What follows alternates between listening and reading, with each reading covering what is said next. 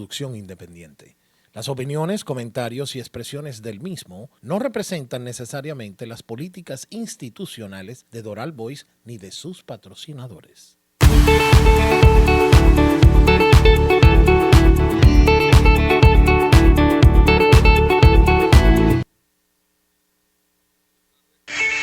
Doral Voice presenta Días por Aquí, con José Hernández y Wilmer Suárez, donde la diáspora... JQ Foundation presenta Quinto Elemento.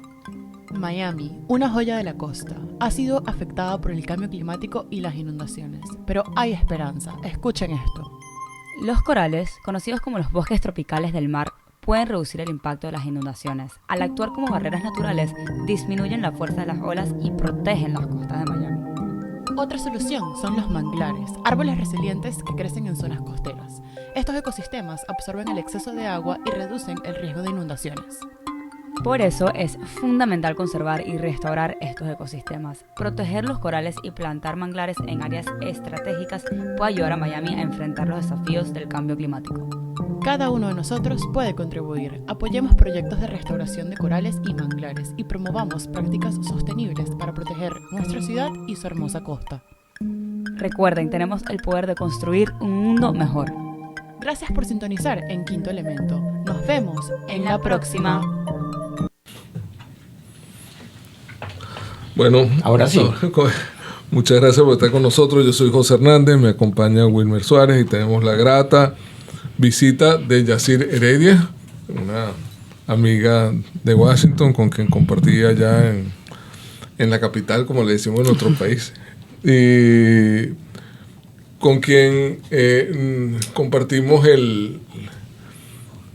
esa aguda necesidad de ayudar a los demás y de tener una mirada compasiva con el más necesitado, con la gente que tiene una situación un poco menos fácil que la nuestra, ya que tenemos que tenderle la mano, porque como nos dicen los 10 mandamientos, amarás al prójimo como a ti mismo. Sí. Buenas tardes, señor José.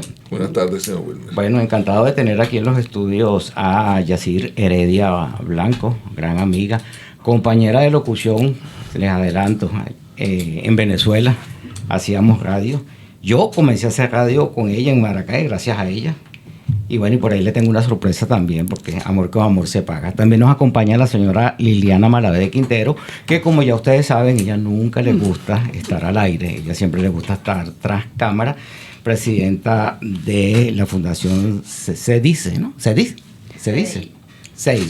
Okay. Y de JQ Foundation, que ya ustedes saben es patrocinante de estos espacios, sobre todo porque todo lo que tiene que ver con el ambiente, usted automáticamente tiene que redirigirlo a JQ Foundation. Y Yacir Heredia Blanco es abogada de la Universidad Santa María en Venezuela, tiene máster en Derecho Procesal Civil de la UCAT y un máster en Derechos Humanos. Es la persona indicada para hablar de derechos humanos. Tiene una fundación que se llama Un Grano de Arena y un proyecto bien interesante que se llama Niños de la Selva. Bienvenida, buenas tardes, buenos días, buenas noches, depende a la hora que te vayan a escuchar. Y los micrófonos de Doral Voice y de este espacio Diáspora son para ti, para que tú nos expliques muchas de las cosas que vamos a conversar en el transcurso de esta hora. Gracias, feliz tarde para ustedes, a todas las personas que nos están escuchando, feliz tarde. Agradecida de la invitación, honrada de estar con ustedes dos, grandes caballeros de la radio. Me siento honrada que Wilmer diga que comenzó conmigo. Eso, bueno, fue un eso es no, sí, arréglalo. Sí, porque no, eso fue ella lo dice por la edad, no, por otra cosa no creo. No, eso es gran humildad de Wilmer, ¿no? Yo feliz de que Wilmer me acompañó en mis inicios en la radio porque aprendí muchísimo de él y gracias a él pues pude compartir un espacio radial, me enseñó en un momento donde, bueno, ni siquiera pensaba estar en la radio, así que Wilmer, nunca te lo he dicho, gracias. Ay, qué bueno. Wilmer se puso colorado. Vendrán nuevos tiempos, así que prepárate porque vienen nuevos tiempos. Y así era Un Grano de Arena. ¿Por qué un grano de arena? ¿Cómo nace? ¿Cómo te vino a la mente esa idea? Un grano de arena nace de la manera más orgánica que pueden hacer un proyecto, ¿no? Sin intencionarlo. Y básicamente fue una petición de alguien que estaba en una situación de necesidad o que vio algo en ese momento de situación de necesidad y consideró que yo podía poner un granito de arena a la situación. ¿Qué fue lo que viste? Una iglesia que estaba cerrada porque no tenía la infraestructura necesaria para seguir funcionando. ¿Dónde la iglesia? En Caracas, en una parroquia en Caracas. Y entonces esta persona me dice, oye, ¿por qué no hacemos un trabajo dentro de la iglesia y reconstruimos, ¿no?, la iglesia? Y yo me quedé así como que, y más o menos, porque pero coincidencialmente un amigo me dice, mira, hay un grupo de doctores que están haciendo operaciones para niños con labios leporinos y necesitamos fondos. Y yo en ese momento estaba trabajando como abogada en un centro industrial donde había muchos empresarios. Y bueno, de una manera orgánica los reuní un día y les dije, mira, podemos apoyar esta causa, estos médicos.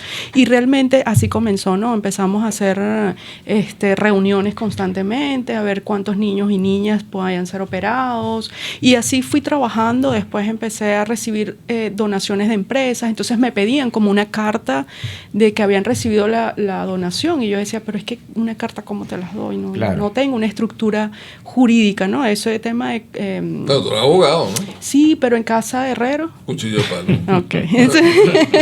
Entonces, hasta que, bueno, los años me llevaron a crear una organización. ¿En qué año? Con personalidad jurídica hace ya unos 15 años probablemente.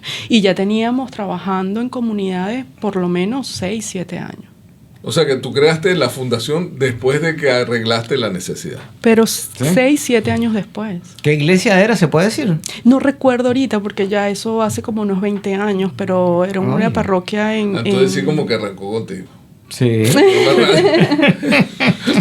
Y después, bueno, hicimos la documentación necesaria y hoy día Un Grano de Arena tiene 5 proyectos andando. Está en Estados Unidos registrada como fundación, non-profit, con 501c3, que es la denominación, exacto. Y tenemos proyectos andando, tenemos ya varios, ¿cómo se dice? Camino andado. Oye, qué bueno. Es bien interesante lo que dice la doctora Yacir Heredia. ¿Te digo doctora o te digo Yacir? Como usted cree. Como usted quiera. Como usted lo prefiera. ¿Ese Yacir es con Y o con J? Se escribe con J, pero algunas personas me dicen Yacir, otras Jacir. Así que se los dejo a su criterio. Sí. No, te hacía esta pregunta, Jacir, por lo siguiente, ¿por qué Diáspora, que es el espacio en donde estás ahorita con nosotros compartiendo, es un espacio dedicado precisamente a eso, pues, a la labor que hacen los inmigrantes de todas partes del mundo? Cuba, Venezuela, Nicaragua, Ecuador, Perú, Bolivia, El Salvador, aquí en los Estados Unidos, para demostrar, pues, primero la calidad de personas que somos. Segundo, lo que vinimos a hacer a este país, que ya está en víspera, pues, de un aniversario más de su independencia la próxima semana, y que somos constructores, porque somos constructores de país y somos constructores de ciudadanía. Y tengo entendido de Un Grano de Arena, que es la fundación tuya de la que estamos hablando, que tú manejaste un proyecto, no sé si lo manejas todavía, que es un bibliobús, que es bien interesante conversar de eso, porque pudiste llevar la lectura a rincones apartados de Venezuela. Háblanos un poco de ese proyecto, cómo nació y cómo funciona, si está funcionando todavía o qué te falta para que siga. Sí, efectivamente, recojo lo que dices, ¿no? Como migrantes podemos ser agentes de cambio siempre.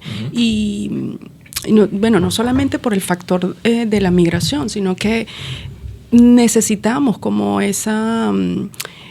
poner ese grano de arena desde donde estamos, ¿no? Y poder colaborar con la comunidad a la que pertenecemos originalmente. Es que el universo, y por eso son las leyes físicas importantes de Newton, o sea, la ley de acción y reacción es permanente. Si tú tienes una acción, por lo general le pasa una reacción. Si la acción es positiva, el regreso es positivo. Es tan sencillo como ese. Cada vez que tú haces el bien viene atrás. O sea, es tan sencillo como cuando tú vas a sacar un corcho, la primera parte de la sacada del corcho es el movimiento del corcho, y ya ahí salió el corcho. Y la gente no entiende eso. Entonces la gente dice, pero ¿cómo ayudar yo si yo estoy para que me ayuden? Bueno, porque está para que te ayuden, ayuda. Esa es la manera más fácil. Sí, muy bien dicho. Es una ley universal, ¿no? Y también poder entender que no importa la posición en que nos encontremos, siempre podemos ser agentes de cambio. Claro. Y siempre podemos impulsar un proyecto, siempre podemos generar una idea, porque no necesariamente tenemos, digamos, ese aporte tiene que ser económico. En el momento en que nos sentamos en una mesa de trabajo y generamos ideas para otras organizaciones que puedan hacer el trabajo, ya ahí estamos siendo agentes de cambio. Sí. Y eso es lo que probablemente no comprendemos dentro de la carencia en que estemos viviendo en ese momento. Porque sí, ciertamente cuando estamos en búsqueda de cubrir nuestras necesidades básicas, sí podemos sentir que tenemos una carencia de ¿cómo puedo ayudar al otro si yo tengo una carencia que tengo que cubrir? Eso yo lo puedo comprender. Pero si bien es cierto, tú tienes que ubicarte y solventar tu carencia, también es cierto que eso te puede impulsar a ser mucho más creativo. Y esa creatividad puede ser reflejada en otros espacios, ¿no? Y eso es importante entenderlo como migrante. Porque el hecho de, en el momento en que migras, es porque ya tu cerebro está funcionando en un modo diferente. Claro. Y entonces ese aporte es muy importante. Eso por un lado, recojo eso que dice Wilmer. Y luego el bibliobús. El bibliobús nace como una necesidad de poder llevar la biblioteca a las comunidades remotas, ¿no? Comunidades rurales. Un poco en el sentido de tropicalizar la idea de biblioteca y que sea atractivo para los niños y niñas. Entonces dijimos, bueno, que ellos no tengan que ir a la biblioteca, nosotros vamos y llevamos la biblioteca a esa comunidad. Y de allí nace la historia de la biblioteca móvil. ¿Y si leen los niños?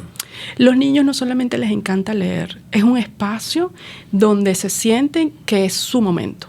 Y hemos tenido historias como niños y niñas que me han dicho o que nos han dicho, yo nunca había dibujado, por ejemplo. Wow. Sí, no sé qué dibujar, nunca había dibujado. Y estamos hablando de comunidades que no son tampoco tan remotas. No estamos hablando de comunidades que están en el Amazonas o en la selva, ¿no? Estamos hablando de comunidades en el estado de Aragua, por ejemplo. Wow. Entonces, claro, es impactante. Y luego el espacio... El estado de Aragua, cuando tengamos referencia, es a 80 kilómetros, a 50 millas de Caracas, pues, por ponerlo así. Exacto. Y hay casos donde los niños sienten que ese libro es una puerta a un mundo de fantasía donde ellos no tienen acceso en su día a día. Entonces también es lindo ver eso, ¿no?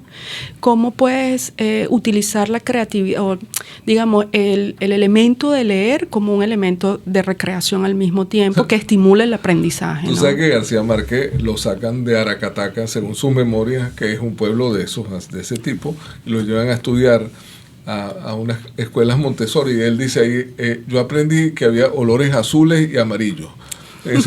Olores azules y amarillos. Entonces, porque un niño tiene ese derecho a esa creatividad y tiene derecho a crear conceptos reales a partir de sus experiencias. Exacto. Y nos ha pasado que hemos recibido en una actividad tantos niños y niñas que hemos tenido que dividirlos en grupos para que puedan estar dentro de la biblioteca móvil. Y entonces nos ha pasado que el que está dentro de la biblioteca no quiere salirse. Entonces se retarda su proceso de leer el libro o retarda su proceso de hacer el dibujo, cualquier actividad que estamos haciendo. ¿Y cómo la extienden? ¿Cómo logran extenderla? Porque se puede extender, si una biblioteca móvil debería tener capacidad de extensión. Sí, la biblioteca o el tiempo que ellos estén adentro. La biblioteca y el tiempo, las dos cosas. Bueno, la verdad es que es un autobús escolar, viejo, que nosotros lo acondicionamos para. Entonces, extenderlo, el autobús va a estar difícil. Entonces, pero me explico, si yo hago una ruta X, entonces yo voy a visitar el Consejo, la Victoria, el Consejo, la colonia Tobar, Tejería. Entonces hago la ruta y en el inicio de la ruta le voy dejando al niño el libro.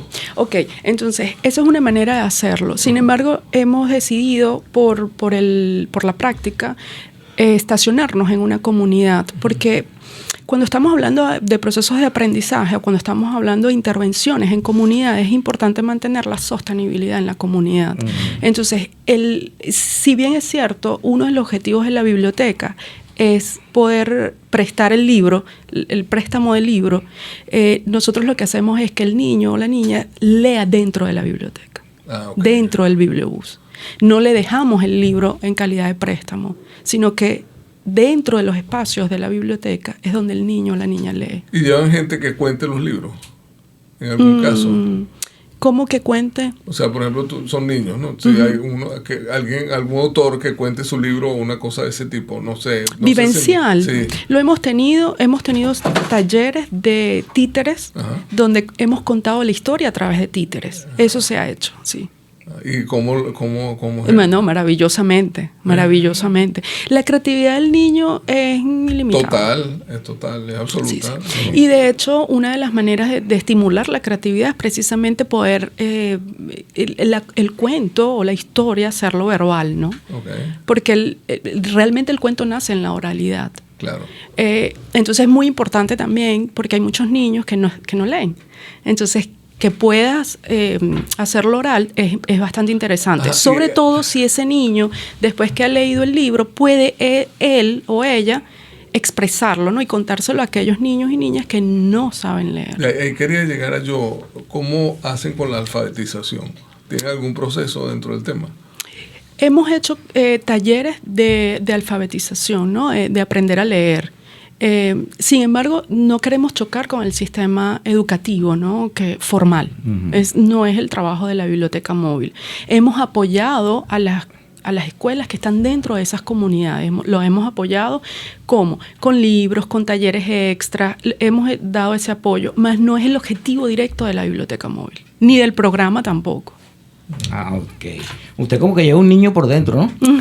Porque usted se ha extendido preguntando, usted quiere que lo lleven al bibliobús. Le da curiosidad, Mucho gusto. Cualquier cosa que sea lectura y biblioteca, yo me meto feliz. Sí, este proyecto del bibliobús, ¿cuánto tiempo lleva? ¿Cuánto tiempo llevas realizándolo? Liliana, no me digas como la iglesia. Liliana me va a apoyar ahí. ¿Cuánto tiempo? En el 2015. 2015, 2016. Sí. Esa que están escuchando ustedes es la señora Liliana Malavé, de Quintero, de CDI, pero ella siempre está, como ya les dije, detrás de cámara.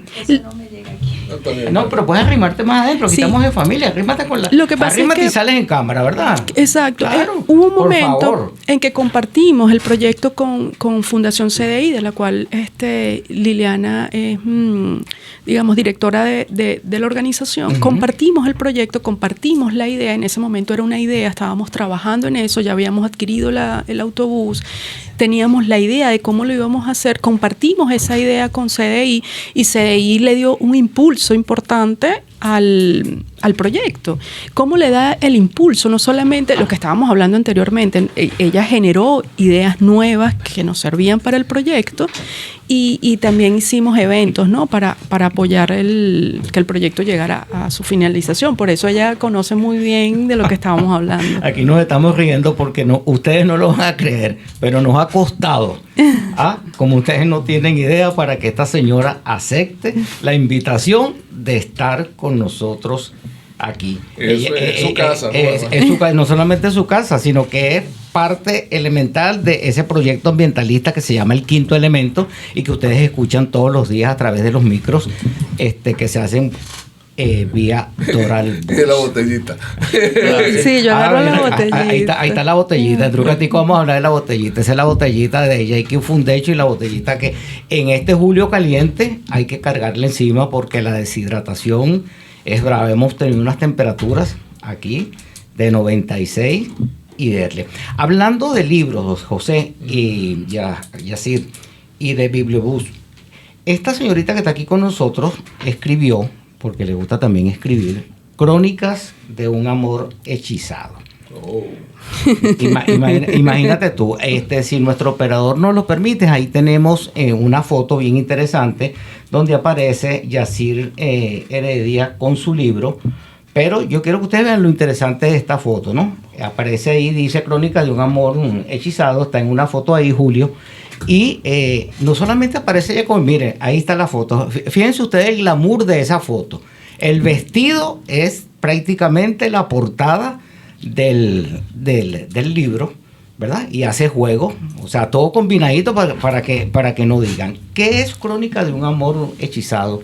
¿Y cómo te nació esa idea? Yo me lo leí todo, para que sepas. Es la historia de un abogado que terminó haciendo bibliobús. Qué bueno. Deberías, comentarlo tú, Wilmer, cómo lo lees. No. Yo lo leí en profundidad, inclusive le puedes preguntar a una amiga común que yo cogí un marcador y comencé a subrayar partes que me parecieron muy interesantes, porque cuando lees un libro y conoces a la persona, cuando lees conoces a otra persona, y eso te lleva a que haya esa mayor conexión, ¿no? Echa tu cuento tú eres la invitada. Eso es cierto. Mira, primero el vestido que comentaste. Ajá. Eso es la importancia de tener buenas amistades, ¿no? Que colaboren y que crean en ti. Sí, porque tengo un amigo, Alejandro Trémola, que es editor de una revista, tiene un ojo de editor increíble y fue el que me diseñó, ¿no? Y digamos que visualizó la idea del libro, sí. Bueno. Él me identificaba entre flores, ¿no? Entonces dijo, mira, vamos a hacer algo como esto, e invita al proyecto a una persona, un venezolano, un artista increíble, Pedro Fajardo, para que haga la portada del libro, ¿no? Entonces, entre ellos dos, lo que es la creatividad, ¿no? Cuando personas creativas se entienden, se juntan, sí. Entonces ellos me ayudaron bastante, no creas que yo hice todo eso de las flores y la portada. Pero te voy a decir una cosa, ya nada más que con tener esos dos amigos, ya es bastante, ¿verdad? Sí. Está victoriana la foto. ¿Verdad? Sí.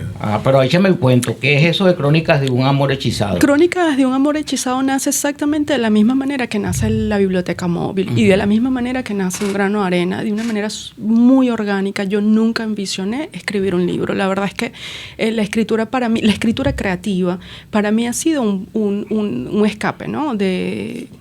Yo no sé si la palabra sería escape o más bien una manera de afrontar mis propios desafíos, ¿no? Como persona.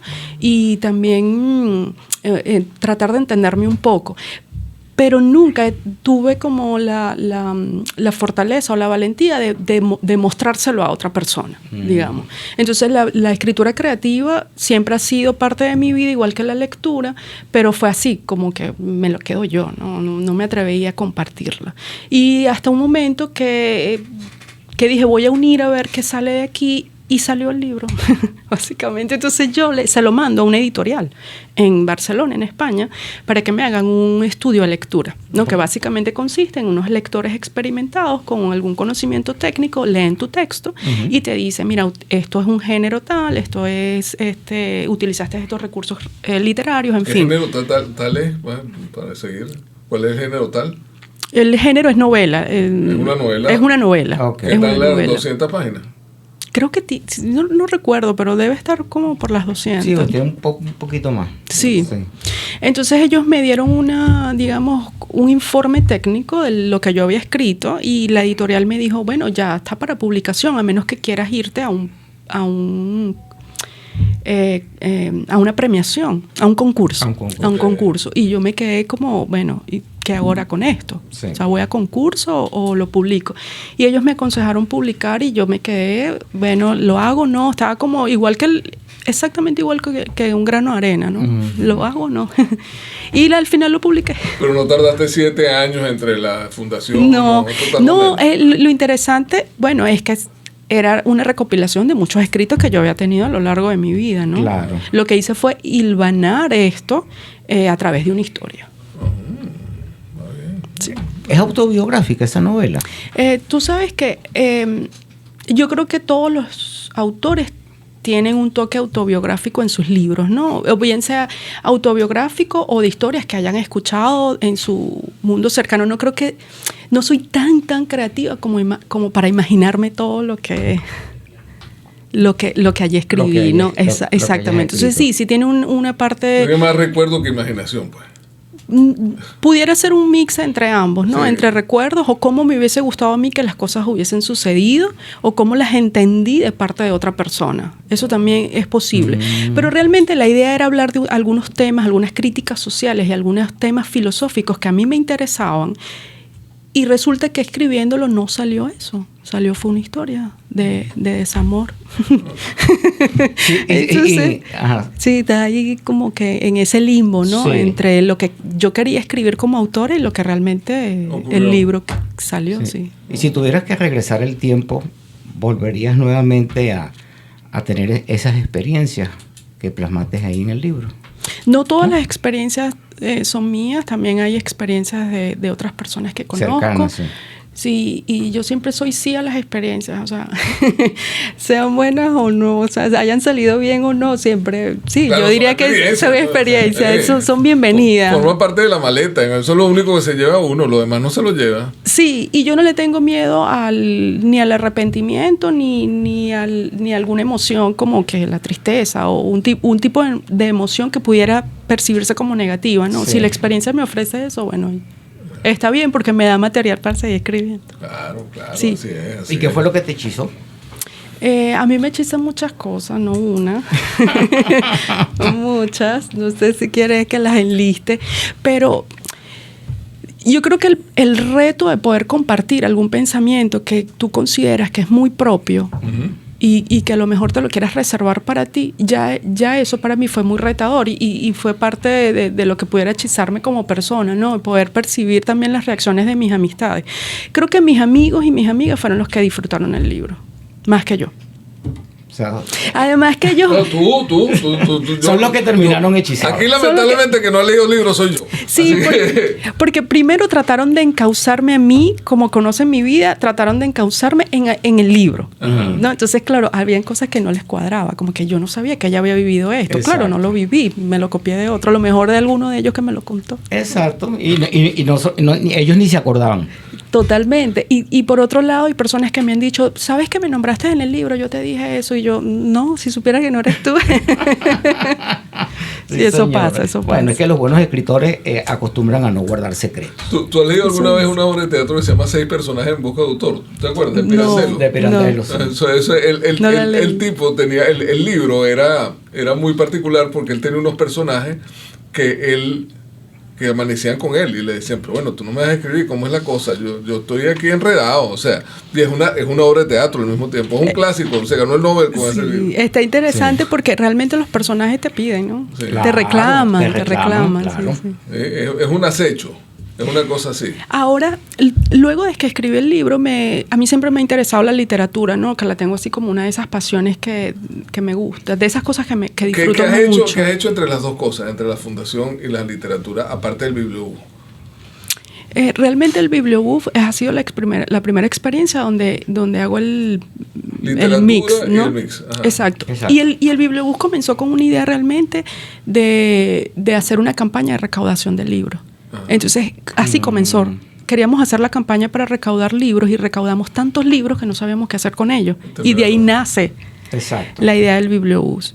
Pero en aquel momento no teníamos en mente realmente la literatura per se, más que la educación, ¿no? La literatura es un elemento, pudiera ser un elemento, claro, pero no es la educación. ¿Y ha llevado talleres de creación literaria a los niños, por ejemplo? No. Lo que pasa es que, vuelvo y digo, que la escritura creativa yo nunca la he tomado en serio. Yo la tomaba como algo muy personal, no como algo que yo ni era capaz de hablar de eso, ni de escribir yo un libro o de dar un taller, no me atrevía. Yo creo que todavía no me atrevo. Sin embargo, bueno, luego de eso que... digamos que soy de esas personas que luego se mete hasta lo más profundo, empecé un posgrado en escritura creativa y de hecho estoy ahorita en el posgrado de escritura creativa en la Universidad de Salamanca, en España, y comencé el posgrado de escritura creativa y le estaba comentando a Liliana en estos días, estoy un poco arrepentida porque como que perdí esa ingenuidad, ¿no? De la escritura, pero... digamos, yo vivo escribiendo, mi trabajo es escribir, de hecho. Claro. Entonces, pero un posgrado después de alguna edad es bien fastidioso. Es muy fastidioso. Sí, le estaba comentando a Liliana, pero bueno, entonces, ¿qué es esto? Y todo lo que yo hice antes no servía para nada. A mí no me fastidia tanto eso, sino como el hecho de tener la obligación de hacer una tarea. Exacto.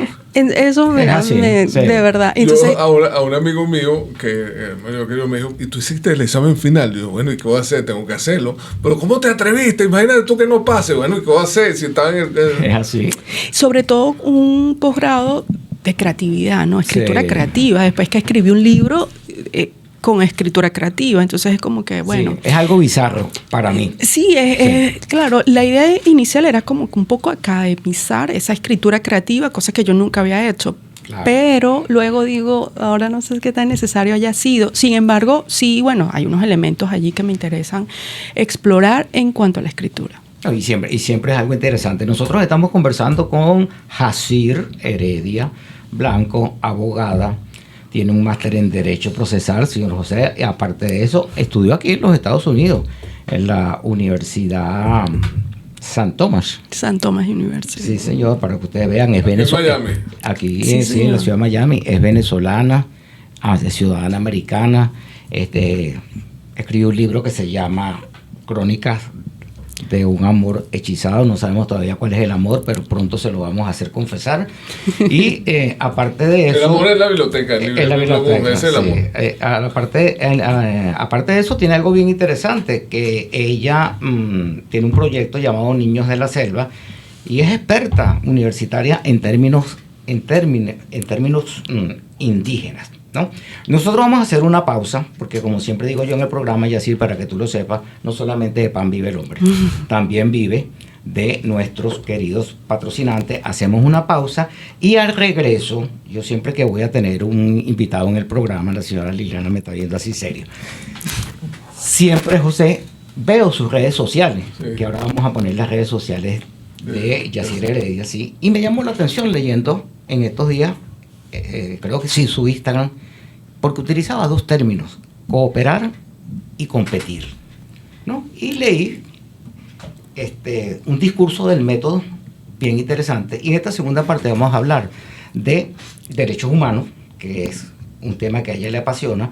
Vamos a hablar de todo lo que tiene que ver con los niños de la selva y vamos a rematar el programa con cooperar y competir. Y no tenemos que recordarle a los venezolanos que se inscriben en el proceso de primaria. Mira, no solamente eso, tú sabes que, por cierto, menos mal que usted me lo recordó, y perdón a nuestros oyentes, sí, porque lo que pasa es que una vez... Yo me inscribí, tiene su truquito, pero no es tan difícil. Usted ahora le va a explicar a la audiencia, pero mira, precisamente hoy, miércoles 28 de junio, a partir, aquí dice, de 6:30 a 9:30 en Doral, en el lugar es Pepitos Plaza, en la 107 del Northwest con la 58 Terra Street.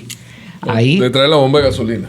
exacto, lleva tu cédula o tu pasaporte y ahí te puedes inscribir. Estas son las inscripciones para las primarias. Me está llorando un ojo de ese por el hechizo. Hacemos una pausa y ya regresamos.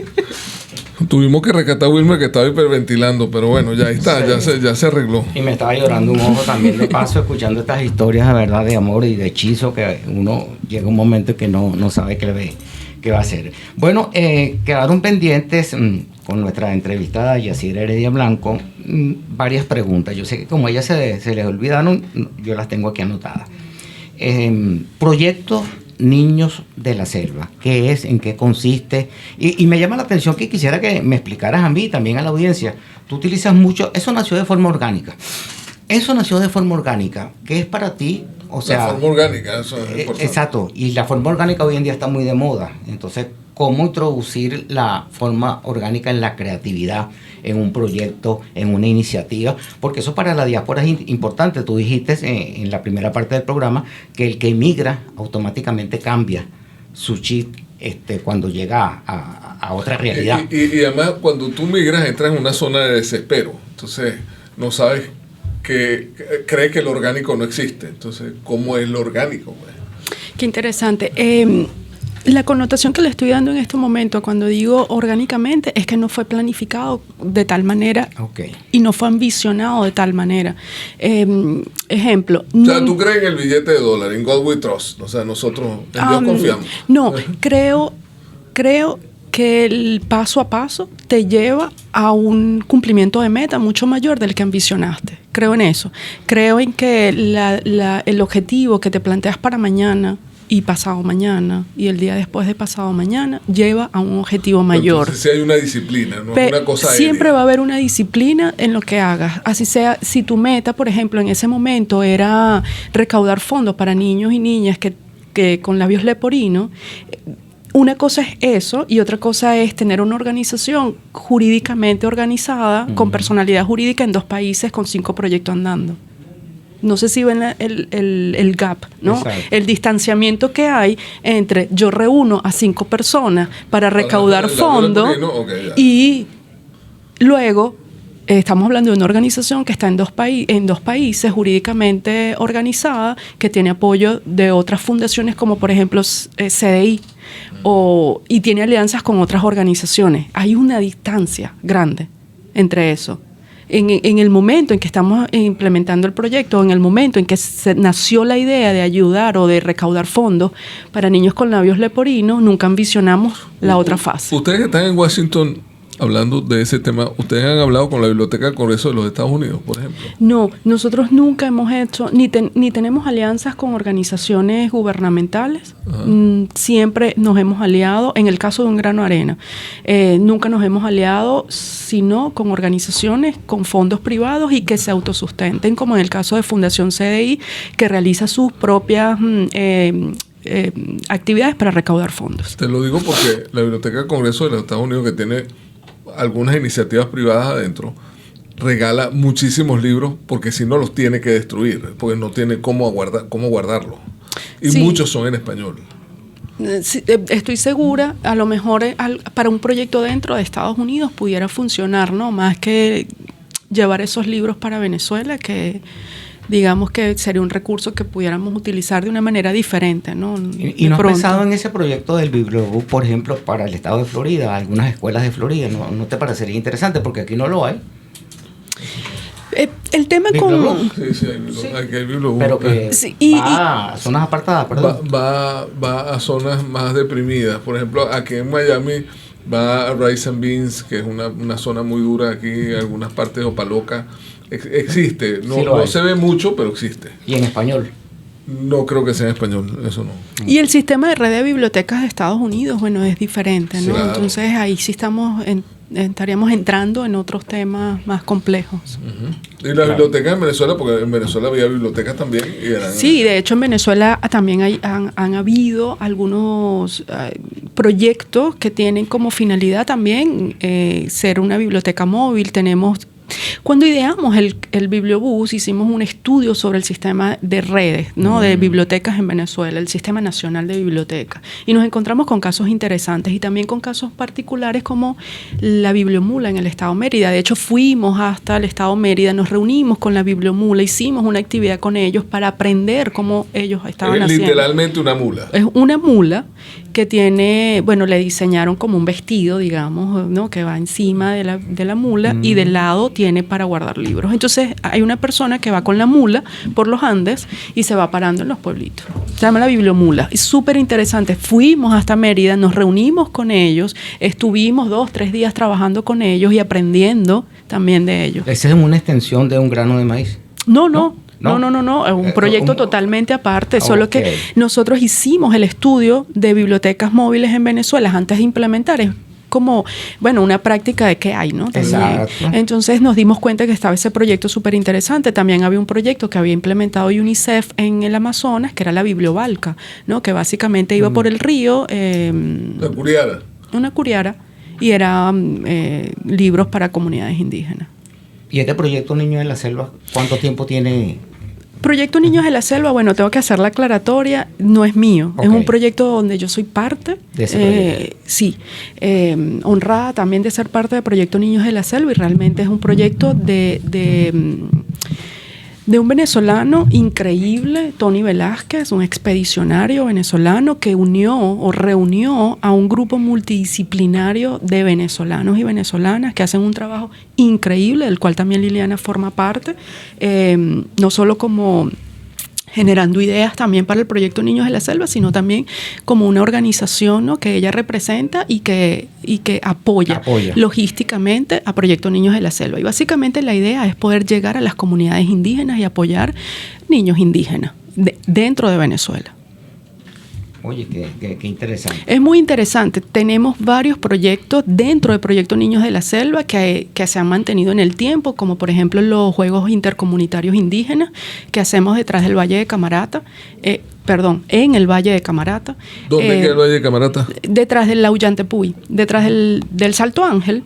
Hay un valle que se llama Camarata. Entonces, detrás de ese tepuy hay una comunidad indígena que no forma parte, digamos, del sistema. Son pemones, pero no forman parte del sistema de turismo, ¿no? Que impregna Canaima. Y en esa comunidad hacemos los Juegos Intercomunitarios Indígenas. Y estamos construyendo una escuela allí. ¿Y cómo hace? Todo esto con el sector privado, perdón. Sí, básicamente sí, Liliana. Sector privado, organizaciones como Fundación CDI, como Un Grano de Arena, otras organizaciones que también forman parte del proyecto, que apoyan el proyecto, sí. Río Verde, o sea, tenemos varias organizaciones que están presentes en las implementaciones que hacemos con Proyecto Niños de la Selva. Tenemos varias áreas de acciones, por ejemplo, tenemos comunidades indígenas en el Alto Caura, tenemos comunidades indígenas en Canaima. El año pasado estuve en Venezuela, estuve en Canaima trabajando directamente en el pueblo de Canaima. Sin embargo, no es la geolocalización específica de Proyecto Niños de la Selva. Vamos más hacia el Valle de Camarata por un tema porque el estudio de necesidades nos demuestra que en el Valle de Camarata hay más necesidades que en Canaima. No es que en Canaima no las haya, sino que para priorizar vamos hacia el Valle de Camarata. Oye, qué interesante. Entonces el proyecto se ha expandido. Sí, el proyecto tiene unos 20 años funcionando en Venezuela y trabaja con fondos venezolanos, con personas venezolanas. ¿Trabaja con Fe y Alegría, por ejemplo, y cosas así? Nunca hemos trabajado con Fe y Alegría, que yo tenga memoria, ¿no? Eso ya Tony tendría que responder más en específico, porque digamos que la geolocalización es diferente, ¿no? Fe y Alegría y el target poblacional de Fe y Alegría es diferente. Nosotros trabajamos directamente con comunidades indígenas en áreas remotas de Venezuela, en el Amazonas, en Bolívar, en el Capanaparo. Es ese tipo de... ¿En el Capanaparo también? En el Capanaparo hay comunidades indígenas y hacemos también varias actividades allá. Sí.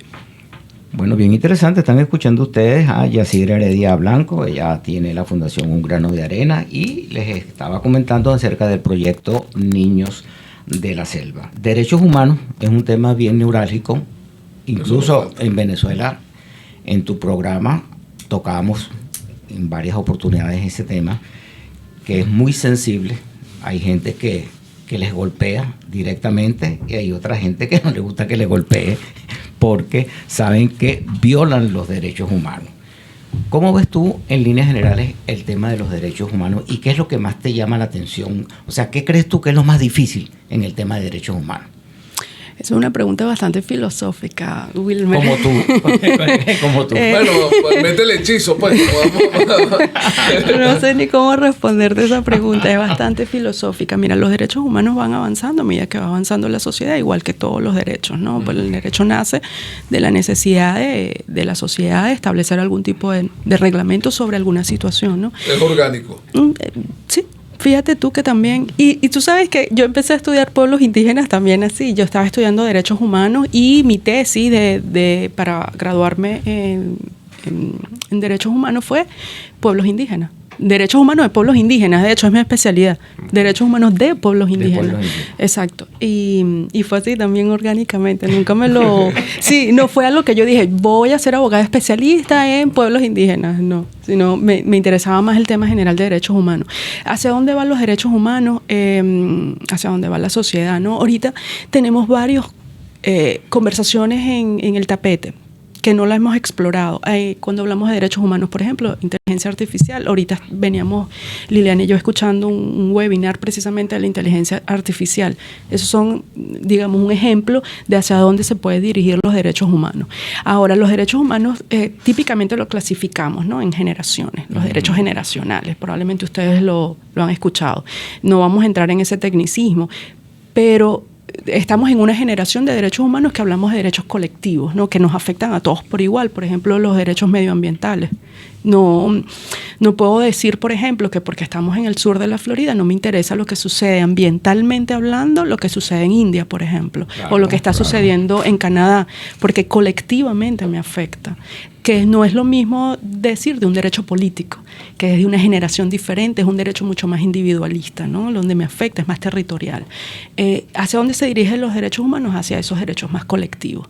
Aunque no podemos negar que hay comunidades, hay países donde todavía los derechos de primera generación están, digamos, en el tapete, ¿no? Derechos políticos, por ejemplo, o algún tipo de derecho social. Pero creo que en términos generales, ¿no? Y para hablar, porque te dije, es una pregunta bastante filosófica, creo que los derechos humanos se dirigen hacia esos derechos colectivos, ¿no? Inteligencia artificial, medio ambiente, derechos que nos afectan a todos, ¿no? Como comunidad. Pero al final siempre regresan al individuo, siempre terminan volviendo al individuo, porque es lo que es el centro del derecho. El individuo como colectividad. Eso es una visión muy occidental, la que tú me estás comentando, del individuo como que regresan al individuo, pero no tenemos que olvidar que somos parte de ese colectivo, ¿no? Entonces, pero si yo hago este programa en una sociedad totalitaria y me caen a golpe, es un derecho conculcado completamente individual. Pero el hecho de que la libertad de información sea robada es completamente colectivo. Sí, y esa diferenciación es importante. Y al mismo tiempo, el hecho de que se quemen los bosques de Canadá es absolutamente colectivo, sí. Pero el hecho de que tú tengas asma en Chicago es absolutamente individual. Sí, y esa diferenciación que estás haciendo es muy importante para poder entender esa generacionalidad en los derechos, ¿no? Y la manera en cómo tú, como ciudadano, puedes reclamar ese derecho. Ese derecho, claro. Sí, tienes que reclamarlo. Sí. Y es importante poder entender eso. ¿Por qué es importante? Porque o nos unimos o nos dividimos. Claro. Si yo lo veo como un derecho individual, tú me vas a dejar sola en la lucha. Es así. Pero si tú lo entiendes como un derecho colectivo, tú te vas a unir a mí en la lucha, porque entiendes que también te pertenece. Es que al final es lo que decía Luther King, una injusticia en cualquier parte es una injusticia. En todas partes. Es una injusticia. Claro. Y eso es una visión muy de pueblos indígenas, volviendo atrás, ¿no? La manera en cómo la dignidad humana es vista desde el punto de vista de los pueblos indígenas es diferente a la dignidad humana vista desde el punto de vista occidental, bueno, que es más individualista. Dicen que parte del tema democrático es alguna copia de temas indigenistas americanos en su momento, porque cuando ellos diseñaron el Estado se fijaron en la forma como se diseñaban las comunidades indígenas de alguna parte de los Estados Unidos. Sí. Dicen, esa parte no la manejo yo tanto. Pero en serio, o sea, todo en derechos humanos, lo que le puede estar pasando a un indígena del Mato Grosso, porque se metieron unos hacendados a talarle sus matas y acabar todas esas cosas, termina ocurriéndole a un tipo que está en los fiordos de Noruega porque el aire se calienta, el medio ambiente no produce, sí. Y los pescados no nacen. Entonces, sí, lo estamos viendo con el tema de Canadá, ¿no? Que tienen la situación de incendio, lo estamos viviendo aquí en Estados Unidos. No, y sin ir muy lejos, nosotros estamos sentados hablando aquí, la comunidad de Doral, que es una comunidad bien joven, porque apenas acaba de cumplir 20 años la ciudad, le pusieron una planta de basura, ¿verdad? La planta explotó y esto estuvo echando humo y contaminación, y aquí tuvimos gente muy calificada que dijo, mira, que esas partículas que estaban en el aire estaban afectando en unas semanas donde se explotó un contenedor de un tren en Ohio, exacto, conteniendo químicos muy fuertes, y pasó otra cosa más, no me acuerdo, pero hubo como varios desastres químicos juntos. Y este era insólito, porque o sea, Doral, aquí en Miami, por si no te acuerdas, pues tú viviste aquí. No me acuerdo. Estás alejada. Miami no es Washington es chiquitico. En Miami pasa una cosa en una esquina y se sabe muy lejos que se pasa, pero aquí, la planta de Covanta, que así se llama, se incendió en una punta. Y yo voy a un gimnasio allá abajo que se llama Doral Fitness, pero mucho más abajo. O sea, la distancia en línea recta eran como 4 millas. Los olores me llegaban allá. Wow. Sí. No, y tú venías por la autopista y veías la estela. Nosotros vimos la estela. Además, era muy particular porque era un humo amarillo y negro y blanco arriba. Era como 3 humos. Porque era químico. Era una planta que produce 50 kilovatios de energía por la metodología como queman las cosas. Imagínate. O sea, te doy y te quito. Te doy electricidad, pero te quito salud. Sí, el precio es caro. Sí, hablando de derechos humanos, que es un tema muy complejo, tú dijiste que te hice una pregunta muy filosófica, pero es que todo el mundo hoy en día habla de los derechos humanos, para todo. Yo te hago una pregunta a ver si tú eres capaz de respondérmela, yo estoy seguro que sí. La felicidad. La felicidad es un derecho humano. Yo tengo derecho a ser feliz. La gente tiene derecho a ser feliz. El inmigrante tiene derecho a ser feliz. Todo el mundo tiene derecho a ser feliz. porque ese derecho humano no funciona o no hay nadie que lo defienda. Tú, que estás metida en la candela de los derechos humanos, ¿qué propondrías tú para que el derecho humano a la felicidad se active? Qué interesante tu pregunta. Mira, cuando hablamos de calidad, la felicidad, bueno, es un término muy subjetivo, ¿no? Primero tendremos que definirla, qué representa la felicidad para cada quien y cómo los estados, ¿no? Porque son actores directos dentro de la comunidad internacional y digamos que son el Estado es el garante de ese derecho humano, cuando hablamos de derechos humanos, ¿no? Entonces también tenemos que interpretar cómo el Estado ve esa felicidad y cuáles son los niveles, ¿no? O no la ve. Sí, exacto. Pero yo creo que va más allá, va en el sentido de la libertad que tú puedas tener para conseguir esa felicidad. Porque obviamente no es la misma felicidad para un anciano como yo, pues, que la felicidad es la paja, o para un muchacho como Julio, que la felicidad es el changa-changa y la gozadera. Sí, en ese caso estamos hablando de calidad de vida, ¿no? Perspectivas de calidad de vida, ese tipo de conceptos. Exacto. Que pueden llevarte o no a un estado de plenitud, ¿no? Como individuo dentro de una sociedad. ¿Qué pasa en el caso de los estados? Que en cuanto a derecho humano, quiero ser bien específica en esto, en cuanto a derecho humano, ese tipo de derechos son lo que llamamos de grados. Son graduales. Entonces, el Estado se compromete con ese derecho humano gradualmente. Y esa gradualidad va a depender mucho de otras condiciones que el Estado considere que son prioritarias más allá de esa calidad de vida. Les voy a dar un ejemplo. Por ejemplo, un Estado considera, y no quiero nombrar a ningún Estado, un Estado considera, por ejemplo, que su sistema de salud es prioritario.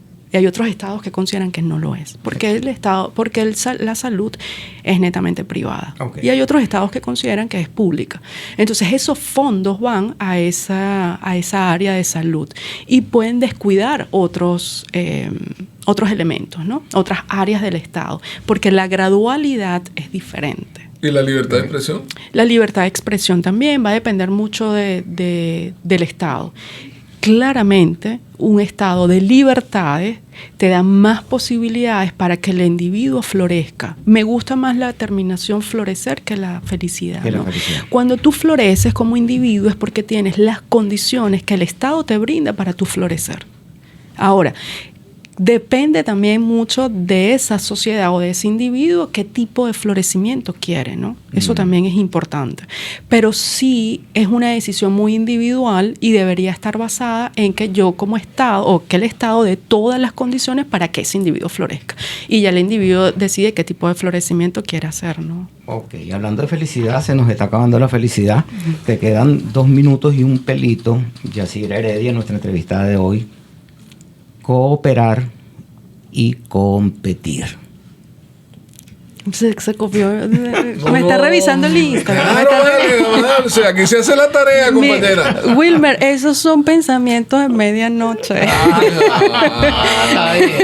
Está bien. Pero a medianoche depende de dónde, parecen muchas cosas. Y de cómo, ¿no? De cómo. Sí. Bueno, parte de mi trabajo es en cooperación internacional, ¿no? Como tú bien sabes, Wilmer, mi trabajo realmente es escribir para la cooperación internacional, proyectos de cooperación internacional. Y la cooperación internacional se basa en cooperación para el desarrollo, por un lado, y asistencia humanitaria, por otro. ¿No? Y realmente estaba reflexionando sobre la cooperación, porque yo, por ejemplo, individualmente, ¿no? Como individuo, soy bastante competitiva. Okay. Y esa competencia puede ser con otras personas o conmigo misma. Y esa competencia yo la he utilizado como para impulsarme, ¿no? Y hay personas que dicen, yo para impulsarme no necesito ser tan competitivo, ¿no? Yo quisiera llegar a ese punto. Yo estoy ahí reflexionando sobre, no es necesario competir tanto, ¿no? Okay. Sino más bien cooperemos, lo que estábamos hablando, una visión mucho más de pueblos indígenas y entender el mundo como un todo, lo que me pasa a mí te afecta a ti también y viceversa. Entonces mejor nos unimos, siempre es mejor unirse. Ok, en la unión está la fuerza. Así dicen y yo creo que es cierto. Bueno, fue Yacir Heredia, nos dejó ahí como quien dice, tambaleando, porque como son, ¿cómo es que? Trasnocho. Bueno, una cosa de esa no se Pensamientos de medianoche. Pensamientos de medianoche que no sirven para trasnochados. Bueno, con amores, ¿cómo es la cosa? El amor hechizado. Con amores hechizados. Amores hechizados con pensamientos de medianoche. Sí, bueno, eso está súper García Márquez.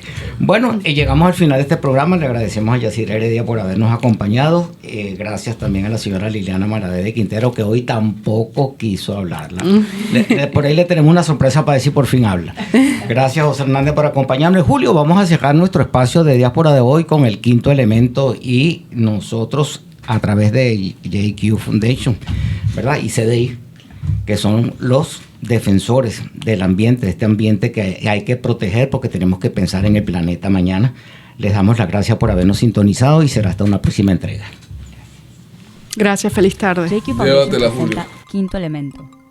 Miami, una joya de la costa, ha sido afectada por el cambio climático y las inundaciones. Pero hay esperanza. Escuchen esto. Los corales, conocidos como los bosques tropicales del mar, pueden reducir el impacto de las inundaciones. Al actuar como barreras naturales, disminuyen la fuerza de las olas y protegen las costas de Miami. Otra solución son los manglares, árboles resilientes que crecen en zonas costeras. Estos ecosistemas absorben el exceso de agua y reducen el riesgo de inundaciones. Por eso es fundamental conservar y restaurar estos ecosistemas. Proteger los corales y plantar manglares en áreas estratégicas puede ayudar a Miami a enfrentar los desafíos del cambio climático. Cada uno de nosotros puede contribuir. Apoyemos proyectos de restauración de corales y manglares y promovamos prácticas sostenibles para proteger nuestra ciudad y su hermosa costa. Recuerden, tenemos el poder de construir un mundo mejor. Gracias por sintonizar en Quinto Elemento. Nos vemos en la próxima. En Doral Boys hacemos el patrocinio de tu negocio con una inversión retornable. Contáctame